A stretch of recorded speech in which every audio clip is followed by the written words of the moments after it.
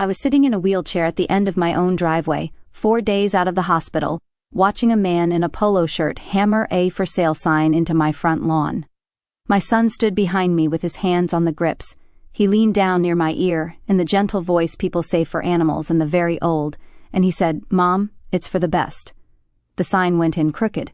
I remember that. I remember thinking somebody ought to straighten it, what was already decided and who decided it, while I was asleep on an operating table. And why was a man I had never met already carrying a lockbox up my porch steps? My name is Ada Whitlock. I am 74 years old and I have lived at 1140 Cedar Row since Lyndon Johnson was president. I did not say anything in that driveway. Not one word. My son took that for agreement, and my daughter-in-law took it for confusion, and I let them both have what they wanted because I had a hip full of titanium and no intention of having that conversation on a lawn.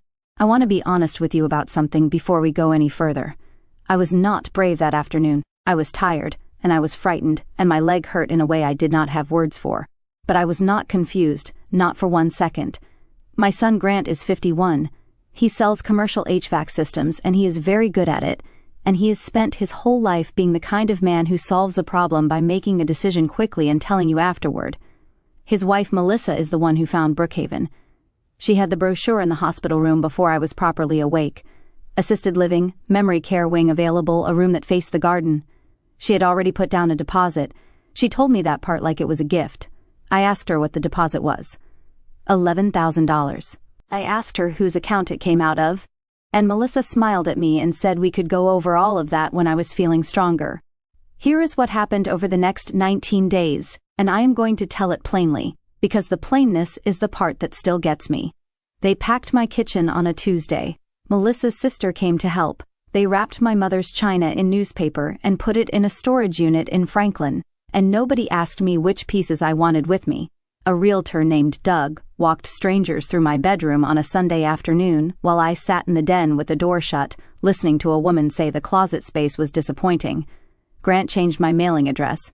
I found out because my pharmacy called to ask why my prescriptions were going to a facility I had not moved into yet. And every single time I opened my mouth, one of them would put a hand on my arm and say gently, "Mom, we talked about this." We had not talked about this. Not once. But you cannot prove a conversation did not happen, and after the 4th time, I understood that trying was going to be the thing that convinced them I could not remember. So I stopped trying. And they relaxed. People do when you stop. They drove me out to see the room on a Wednesday. It was a nice room. I want to be fair about that because it would be easy to make Brookhaven sound like a punishment, and it was not. It was clean and bright, and it did face the garden, exactly as Melissa had promised, and the woman who showed us around had a kind face and knew everybody's name in the hallway. It was also 11 feet by 14, and there was a laminated card screwed to the inside of the door listing the times of things. I stood in the middle of it on my walker and I did the arithmetic I think everybody does in that room. 58 years of a house, and what fits in here is about 4 boxes. Melissa asked me what I thought. I said it was a nice room, which was true, and which she wrote down in her head as agreement, and which I let her. On the way out, we passed a common area where a man was doing a crossword by the window, and Grant said in the car that it would be good for me to be around people my own age. I have been around people my own age my whole life. That is not what a person is afraid of losing. Now I have to tell you about my husband, and about the spring of 2019, and I will be quick.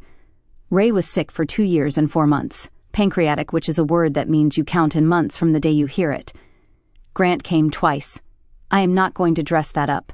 He called on Sundays, he sent flowers when it was appropriate, and he came to the house twice in 28 months, both times for under an hour, both times on his way to somewhere else. June came the 2nd week. June is Grant's daughter from his first marriage. She was 22 that spring.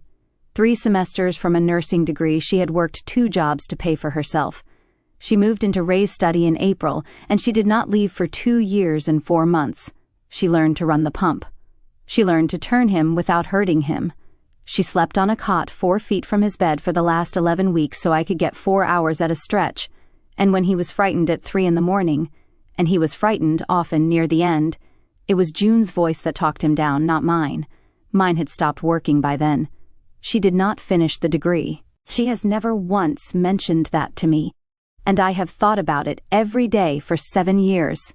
Stay with me here, Because in about 4 minutes a title company in Nashville is going to make a phone call that undoes every single thing my son arranged, and I want you to understand exactly why it undid it. It is not the reason you are expecting. Stay with me and I promise you the ending is worth it. In May of 2019, 8 weeks after Ray died, I drove myself to an attorney's office in Springfield and I signed a deed. I gave the house to June, not in a will, not someday. I deeded 1140 Cedar Row to my granddaughter outright in the spring of 2019, and I reserved what the attorney called a life estate, meaning I have the absolute right to live in that house until I die, and then it is simply hers, with nothing to contest and nobody to ask. It was recorded at the county the following Thursday. It has been public record for 7 years. It cost me $460. I want to be very clear about why I did it, because I have heard my son's version and it is wrong. I did not do it to punish anybody. In May of 2019, there was nothing to punish. Grant had not done anything to me yet. I did it because a 22-year-old girl gave up a nursing degree to hold my husband's hand at 3 a.m, and I had exactly one thing in this world worth giving her, and I was not going to wait until I was dead to be generous.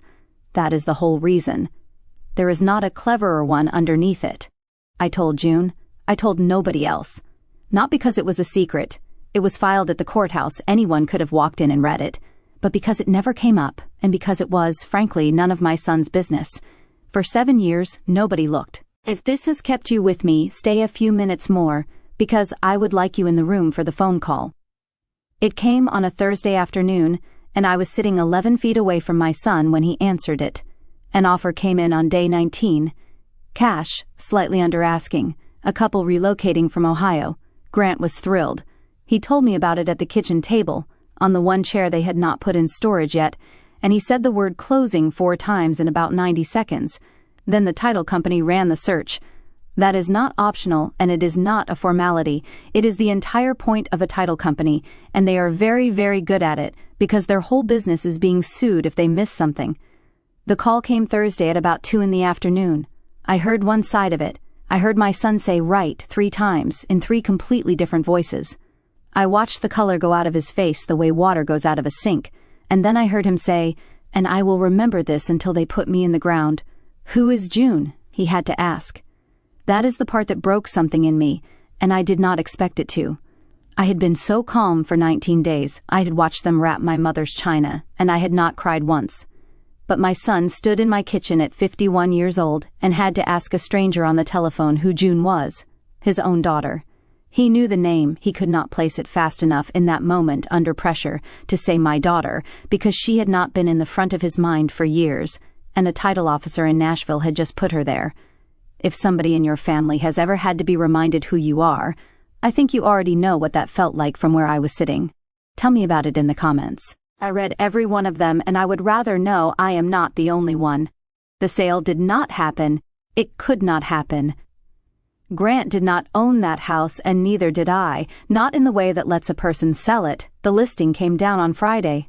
Doug picked up his own lockbox. What I did not expect was what came next, and it is the reason I am telling you any of this. June drove down from Bowling Green on the Saturday. She is 29 now. She finished the degree at night over 5 years, and she is a hospice nurse, which surprises nobody who was in that house in 2019. She did not gloat. She barely mentioned the deed. She walked into my kitchen, looked at the boxes stacked against the wall, and said, "Grandma, where's your china? I'll go get it." Then she made up the bed in Ray's old study, the one she slept in for 2 years and 4 months, and she said she was staying a few weeks until I was steady on the stairs. She stayed 11 weeks. We got the china back from Franklin on the 2nd day. She drove the van herself and would not let me carry so much as a teacup, and we unwrapped all of it on the kitchen table over about 4 hours, and I found that 2 of the newspaper bundles had my mother's good gravy boat split clean in half. June glued it, badly. It sits on the shelf where it has always sat, and you can see the seam from across the room, and I have not the slightest intention of replacing it.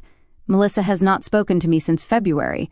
I understand that $11,000 was not refundable, and I am sorry about it, and I did not ask her to spend it. Grant comes on Sundays now. He is careful with me in a way he never was before, and I have not decided yet whether that is guilt or growth, and at my age I have learned you often do not get to find out. He asked me once in the driveway why I did not just tell him about the deed at the start, before the realtor, before the sign, and I said the only true thing I had. I said, "Because you never asked me anything, Grant. You told me things. I am 74. My hip aches when it is going to rain and I cannot get the lid off a jar to save my life. But I knew what was on that deed the entire time they were packing my kitchen. I knew it while the sign went crooked into my lawn, and I knew it while a stranger complained about my closets, and I knew it every time somebody patted my arm and told me we had already talked about this. Being quiet is not the same as being lost, and the people who cannot tell those two things apart will eventually go looking for something of yours, and find out that the quiet years were when everything got decided. If Ada's story stayed with you tonight, stay close. There are more of them here waiting for you, and every one is about somebody who was underestimated by the people who should have known better.